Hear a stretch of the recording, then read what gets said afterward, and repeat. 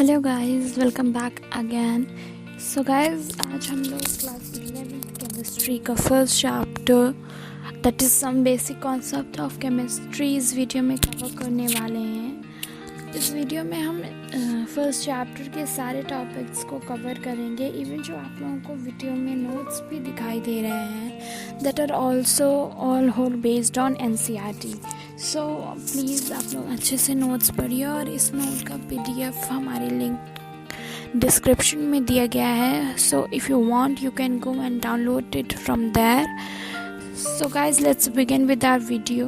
सो first topic जो कि NCERT में दिया गया है वो है matter. So actually what is the matter? हम लोग अपने बेसिक क्लास से पढ़ते आ रहे हैं कि कोई भी सब्सटेंस जिसका मास हो और वो कोई एक पर्टिकुलर स्पेस ऑक्यूपाई करे तो उसे मैटर बोलते हैं। So anything which has mass and occupies a space is called as matter.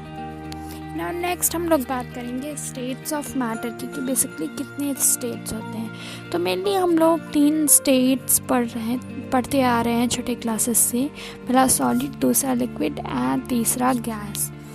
सो हम सॉलिड की कुछ प्रॉपर्टीज़ की बात करें तो सॉलिड्स वो होते हैं जिसमें हमारा डेफिनिट शेप एंड वॉल्यूम होता है और इनके बीच कोई भी इंटरमॉलिक्यूलर स्पेस प्रेजेंट नहीं होती है। पार्टिकल्स के बीच में कोई भी इंटरमॉलिक्यूलर स्पेस प्रेजेंट नहीं होती है। इसको हम लोग कह सकते हैं कि बेसिकली जो उसके पार्टिकल्स हैं वो बहुत ही क्लोजली पैक्ड रहते हैं। एंड नेक्स्ट प्रॉपर्टी आती है कि एज बिकॉज द पार्टिकल बहुत क्लोजली पैक्ड हैं सो इसमें हमारा फोर्स ऑफ अट्रैक्शन काफ़ी ज़्यादा होगा। लिक्विड की बात करें तो इसका शेप किसी भी कंटेनर के तरीके हो जाता है जिसमें इसको रखा जाता है। एंड जो पार्टिकल्स होते हैं इसके उनमें लिटिल इंटरमॉलिक्यूलर स्पेसेस प्रेजेंट होती हैं उनके बीच में, बिकॉज थोड़ा पार्टिकल के बीच में पार्ट होते हैं तो उसका little intermolecular force of attraction भी होता है। एंड गैसेस की बात करें तो उसमें ना गैसेस का कोई शेप होता है और ना उनके पार्टिकल्स के बीच में फोर्स ऑफ अट्रैक्शन होता है। फोर्स ऑफ अट्रैक्शन इसलिए एब्सेंट होता है क्योंकि गैस के पार्टिकल्स के बीच में बहुत ही लार्ज इंटरमॉलिक्यूलर स्पेस प्रेजेंट होती है। ना एक बहुत ही इम्पॉर्टेंट टॉपिक दिया गया है ट्रांसफॉर्मेशन ऑफ मैटर, यानी कि सॉलिड से लिक्विड, लिक्विड से गैस, इस और फिर गैस से लिक्विड एंड लिक्विड से सॉलिड के प्रोसेस को हम लोग ट्रांसफॉर्मेशन ऑफ मैटर बोलते हैं। कि कोई भी मैटर होगा जो कि सॉलिड है फिर लिक्विड में चेंज होगा, फिर लिक्विड से गैस में चेंज होगा, देन यही प्रोसेस अपोजिटली यानी कि gas to liquid and liquid to solid अगर परफॉर्म किया जाएगा तो बेसिकली इसी को ट्रांसफॉर्मेशन बोलते हैं। जैसे हम आइस को लें, एग्जाम्पल हम आइस का देखते हैं। आइस हमारा सॉलिड है, इसको नॉर्मल रूम टेम्परेचर पे रख दो तो वो लिक्विड में कन्वर्ट हो जाता है। फिर उसको अगर गैस स्टोव पे किसी भी कंटेनर में रख के गैस स्टोव ऑन कर दो तो वो स्टीम के फॉर्म में चेंज होने लगता है, यानी गैसेस स्टेट में गैस वेपर बन जाता है। फिर अगर उसी कंटेनर के ऊपर हम कोई लिड रख देते हैं तो आफ्टर सम टाइम हम देखेंगे कि वो जो स्टीम निकल रही थी बॉइल्ड वाटर से तो वो वापस से वाटर में कन्वर्ट हो जाती है वो स्टीम। और अगर हम जो पानी हमने बॉईल किया है उसको हम फ्रीज़र में रख देंगे तो वो दोबारा से आइस में हो जाएगा। So this whole process is transformation. Now अब हम बात करेंगे क्लासिफिकेशन ऑफ मैटर की कि मैटर कितने कितने टाइप्स के होते हैं। तो बेसिकली मैटर हमारे 2 टाइप्स के होते हैं, एक मिक्सचर और दूसरा प्योर सब्सटेंस। सो मिक्सचर की बात करें तो इसमें जो मिक्सचर होता है उसमें पार्टिकल्स होते हैं, यानी कि 2 और मोर सब्सटेंस जो होगा उसमें वो प्योर सब्सटेंस के पार्टिकल्स होंगे और ये किसी भी रेशियो में प्रेजेंट होंगे। जैसे कि हम इसको कॉमन लैंग्वेज में समझें कि कोई एक मिक्सचर है उसमें हमारा कोई 2 से 3 यानी कि 2 या फिर 3 प्योर सब्सटेंस प्रेजेंट है, बट उनका कोई फिक्स्ड रेशियो ऑफ मिक्सिंग नहीं है, तो वो जो होगा हमारा होल कंपाउंड उसको हम मिक्सचर बोलेंगे। प्योर सब्सटेंस में होगा हमारा, प्योर सब्सटेंस को हम डिफाइन कर सकते हैं कि इसमें जो पार्टिकल प्रेजेंट होंगे वो एक सिंगल सब्सटेंस के होंगे और वो भी हमारे फिक्स्ड रेशियो में प्रेजेंट होंगे। नाउ नेक्स्ट हम मिक्सचर देखें तो मिक्सचर का हमारा 2 सब पार्ट होता है। पहला सब पार्ट होता है हमारा होमोजीनियस मिक्सचर और दूसरा होता है हेट्रोजीनियस मिक्सचर। होमोजीनियस मिक्सचर का होता है कि ऐसे मिक्सचर जिनके अंदर जो पार्टिकल्स प्रेजेंट हैं वो पूरा सॉल्यूशन में इक्वली डिस्ट्रीब्यूटेड होते हैं। जैसे कि हम एग्जांपल देखें शुगर एंड वाटर। सो हम शुगर को जब वाटर में डालते हैं और उसको स्टिर करते हैं तो वो उसमें घुल जाती है। सो वो एक इवन फॉर्म में पूरे वाटर में डिस्ट्रीब्यूट हो जाती है। ओके, सो हेट्रोजीनियस मिक्सचर की बात करें तो हेट्रोजीनियस मिक्सचर में ऐसे मिक्सचर होते हैं जिनके पार्टिकल्स अनइवनली डिस्ट्रीब्यूटेड होते हैं। फॉर एग्जांपल हम देखें सैंड और वाटर सॉल्यूशन। तो अब वाटर में हम अगर सैंड डाल देंगे तो वो मिक्स तो होगी नहीं, तो वो डिज़ोल्व जब नहीं होगी तो वो एक अलग ही पार्ट पूरा बन जाएगा, तो वो हमारा हेट्रोजीनियस मिक्सचर हो जाएगा। नाउ नेक्स्ट हम बात करेंगे प्योर सब्सटेंस के सब पार्ट्स की। तो बेसिकली प्योर सब्सटेंस का हमारा 2 सब पार्ट होता है, एलिमेंट एंड कंपाउंड। यानी कि एलिमेंट्स ऐसे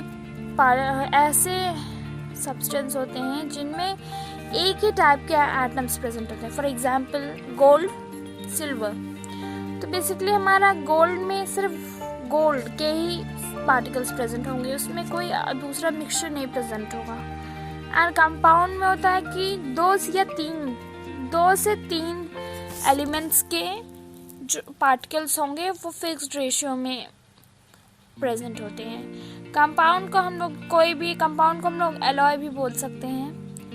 एलॉय होता है जैसे हमारा वो है गोल्ड है, अगर हम इसमें कोई नॉन मेटल मिला देते हैं तो वो एलॉय बन जाता है। तो एलॉय हमारा कंपाउंड होगा क्योंकि उसमें कोई हमने फिक्स मात्रा में सब्सटेंसेस नहीं है, सब्सटेंस के पार्टिकल्स हमारे फिक्स रेशियो में नहीं है, वो ऐसे ही फर्दर रेशियो में प्रेजेंट है और इसी सब्सटेंस को हम लोग कंपाउंड बोलते हैं ना। बेसिकली हमारा कंपाउंड जो होते हैं उनको हम फिजिकल मेथड से सेपरेट नहीं कर सकते, वहीं हमारे एलिमेंट्स हैं उनको हम सिंपल फिजिकल मेथड यूज़ करके सेपरेट कर सकते हैं।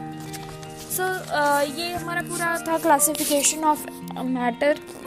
नाउ हम बात करेंगे प्रॉपर्टीज़ की। हम मैटर की प्रॉपर्टीज़ बेसिकली कौन सी कितने टाइप्स की होती हैं।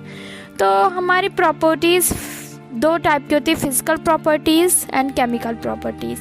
सो फिजिकल प्रॉपर्टीज़ देखें तो फिजिकल प्रॉपर्टीज़ में हम order, melting point, boiling point, colour, physical state वगैरह कवर करते हैं किसी भी सब्सटेंस का।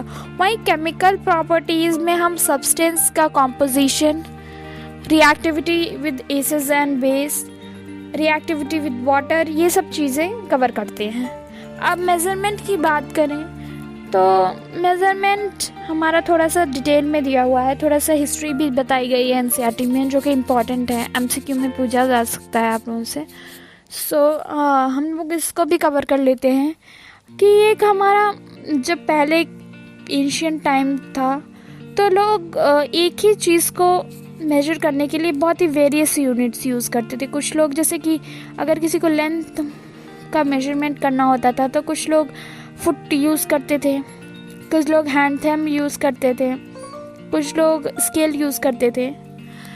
सो इससे हमारा एक्यूरेट मैनेजमेंट नहीं आता था, हर जगह पूरा हमारा मेजरमेंट डिफरेंट हो जाता था। पूरे वर्ल्ड वाइड में एक ही चीज़ का अलग अलग मेजरमेंट की वैल्यू होती थी। सो इस प्रॉब्लम को दूर करने के लिए बेसिकली हमारे एक कॉन्फ्रेंस हुई थी जिसको हम 11th जनरल कॉन्फ्रेंस बोलते हैं।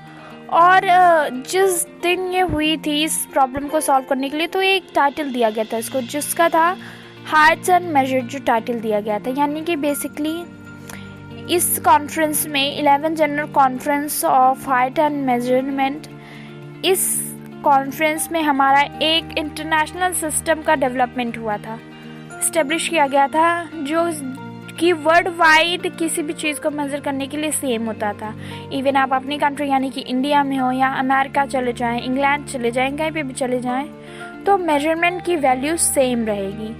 सो the system was called as international system of units, यानी कि SI यूनिट जिसको हम लोग बोलते हैं। तो इसमें इन्होंने कुछ बेस क्वांटिटीज़ को डिफाइन किया था, यानी कि इन्होंने 7 बेस क्वांटिटीज़ दी थी: length, mass, time, electric current, temperature, amount of substance, luminous intensity. ये 7 जो हमारी बेस यूनिट्स थी, इनको इन्होंने बेस बनाया था और इन्हीं बेस यूनिट से आगे की फर्दर यूनिट्स को डिराइव किया गया था। सो बेसिकली इसमें हमारा इन्होंने एक स्टैंडर्ड यूनिट हमारी बना दी थी, यानी कि एक SI यूनिट बना दी थी जो कि हमारा वर्ल्ड वाइड फेमस थी और सारी कंट्रीज को इसको मानना ही मानना होता था। नाउ नेक्स्ट हमारा टॉपिक आता है mass and weight. Actually mass and weight, इन दोनों चीज़ों में स्टूडेंट्स काफ़ी कंफ्यूज होते हैं। उनको लगता है कि मास एंड वेट दोनों ही सिमिलर चीज़ें हैं, बट नॉट दैट्स ट्रू। यानी कि मास और वेट सिमिलर नहीं है। मास को हम बेसिकली डिफाइन कर सकते हैं अमाउंट ऑफ मैटर किसी सब्सटेंस में, यानी कि किसी भी सब्सटेंस में जितना मैटर प्रेजेंट होगा वो उसका मास होगा। And it is constant all over the world, यानी कि मास किसी भी सब्सटेंस का, यानी कि अगर हम एक मेटल की बॉल ले रहे हैं तो उस मेटल की बॉल का हमारा जो मास है वो ऑल ओवर द वर्ल्ड, किसी भी कोने में दुनिया के चले जाओ, वो कांस्टेंट ही रहेगा। अब इसको लिखने का या एक्सप्रेस करने का तरीका अलग हो सकता है, but the weight will be same. वहीं अगर हम मास की वेट की बात करें तो वेट हमारा होता है कि किसी भी सब्सटेंस पे कितना फोर्स ऑफ ग्रेविटी, यानी कि ग्रेविटेशनल फोर्स कितना लग रहा है किसी सब्सटेंस में। और इसका देखें तो ये प्लेस टू प्लेस हमारा वेरी करती है, क्योंकि पोल्स पे हमारा ग्रेविटेशन फोर्स थोड़ा कम होता है, हर जगह पे वेरी करता है। सो बेसिकली ये डिफरेंस बहुत कॉमन डिफरेंस होता है मास एंड वेट के बीच में। तो मास हमारा है कि किसी भी सब्सटेंस में कितना मैटर प्रेजेंट है, और वेट हमारा है कि किसी भी सब्सटेंस पे कितना फोर्स ऑफ ग्रेविटी लग रही है। मास हमारा all over the world constant रहता है, वहीं वेट हमारा प्लेस टू प्लेस वेरी करता है। सो it is very good differentiation, ये बहुत ही बेसिक डिफरेंशिएशन है दोनों का। नाउ अब हमारा एनसीईआरटी में टॉपिक दिया गया है वॉल्यूम, यानी कि वॉल्यूम क्या होता है किसी मैटर का। तो हम देखें कि किसी भी सब्सटेंस में जितना स्पेस कवर किया है उसको हम वॉल्यूम बोलते हैं। सो वॉल्यूम से रिलेटेड होता है हमारा डेंसिटी। सो डेंसिटी को हम डिफाइन कर सकते हैं ratio of mass and volume of a substance is its density, यानी कि फॉर्मूला होगा हमारा density is equal to mass upon volume. अब हमारा डेंसिटी है, अगर हम ये कहें कि इस सब्सटेंस की डेंसिटी बहुत ज़्यादा है, अगर हम कहें कि कोई मेटल बॉल है और हम बोल रहे हैं कि इसकी डेंसिटी बहुत ज़्यादा है, तो एक्चुअली इसका मतलब क्या होगा? तो एक्चुअली में इसका मतलब ये होगा कि जो आयरन बॉल है इसके पार्टिकल्स काफ़ी क्लोज हैं एक दूसरे से। सो इससे एक चीज़ हमें और पता चलती है कि किसी भी सब्सटेंस के पार्टिकल जितने क्लोज होंगे उतना ही उसकी डेंसिटी ज़्यादा होगी, या फिर जितना ही एक दूसरे से दूर होंगे उतनी ही डेंसिटी कम होगी। इट मीन्स हम वाटर देखते हैं, वाटर जो है हमारा उसके पार्टिकल्स थोड़ा दूर दूर हैं एक दूसरे से, सो उसकी डेंसिटी थोड़ी कम है सॉलिड से, क्योंकि सॉलिड्स के सारे पार्टिकल्स एक दूसरे से काफ़ी क्लोज हैं। वहीं अगर हम लिक्विड यानी कि वाटर को कंपेयर करते हैं गैस से, तो गैस की डेंसिटी बहुत ही कम है, क्योंकि गैस के पार्टिकल एक दूसरे से बहुत ज़्यादा दूर हैं। So it is a fact to remember. Actually density का बहुत ही अच्छा एग्जाम्पल हो गया है। अब हम टेम्परेचर की बात करते हैं कि actually what is the temperature. तो अगर हम बोले कि इस बॉडी का टेम्परेचर क्या है, तो हम कॉमन लैंग्वेज में देखें तो हम ये बोलेंगे कि उस बॉडी मतलब वो बॉडी कितनी गर्म है या कितनी ठंडी है, तो यही टेम्परेचर होगा। जैसे कि हम आइस हाथ में लेते हैं तो बोलते हैं बहुत ठंडा है, और उसके कंपेयर में हम जब वाटर हाथ में लेते हैं हमारे, तो हम बोलते हैं कि ये तो नॉर्मल है, हमें कोई असर नहीं पड़ता है। तो यही एक्चुअली है टेम्परेचर, कि किसी भी सब्सटेंस का हॉटनेस, यानी कि कोई भी सब्सटेंस कितना कूल है या कितना गर्म है, टेम्परेचर होता है। टेम्परेचर को मेजर करने के लिए 3 कॉमन स्केल्स हैं जो एट प्रेजेंट टाइम में यूज़ होती हैं। पहला होता है डिग्री सेल्सियस, जिसमें कि हमारा नेगेटिव टेम्परेचर मेंशन होता है। सेकंड हमारा होता है degree Fahrenheit. Degree Fahrenheit basically हमारे साइंटिफिक मेजरमेंट के लिए यूज़ होता है। वहीं हमारा केल्विन होता है, और केल्विन में ऐसी टेम्परेचर स्केल है जिसमें नेगेटिव टेम्परेचर मेंशन नहीं होता है। अब एक रिलेशन होता है टेम्परेचर के बीच में, मतलब कि फ़ारेनहाइट डिग्री स्केल और सेल्सियस डिग्री स्केल, इन दोनों के बीच में एक रिलेशन होता है जिसको हम लोग फॉर्मूला से देते हैं। डिग्री एफ यानी कि Fahrenheit degree is equal to 9/5 in bracket degree centigrade plus 32, या फिर इसको हम केल्विन स्केल के रिलेशन में देखें तो K is equal to C plus 273.15। अब एक क्वेश्चन है कि ये 273.15 कहाँ से आया। ये एक्चुअली ये नंबर हमारा फ़ारेनहाइट डिग्री का स्टैंडर्ड नंबर होता है।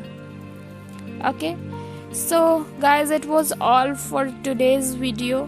नेक्स्ट वीडियो में हम लोग जितने भी टॉपिक्स हैं बचे हुए वो सारे कवर करेंगे। Thank you guys for watching the video. Do like, share and subscribe by clicking on the bell icon below and select the all option, and stay tuned for the next video. Thank you.